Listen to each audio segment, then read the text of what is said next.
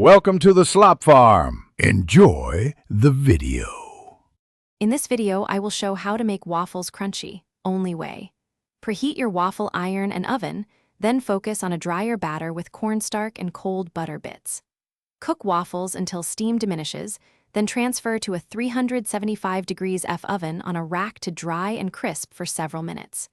Use a cooling rack so air circulates, and serve immediately for the best, sustained crunch and texture. In this video, I will show how to make waffles crunchy, only way. Start by mixing dry ingredients and folding in cold butter or chilled melted butter to create small pockets of fat. Chill the batter for about 30 minutes to hydrate and calm bubbles, which helps structure during cooking.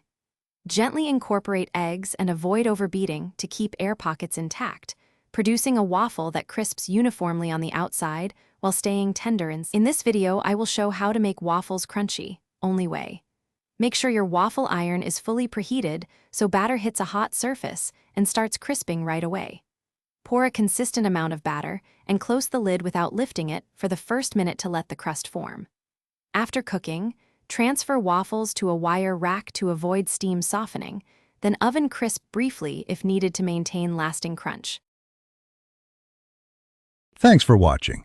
Consider subscribing if we helped you today.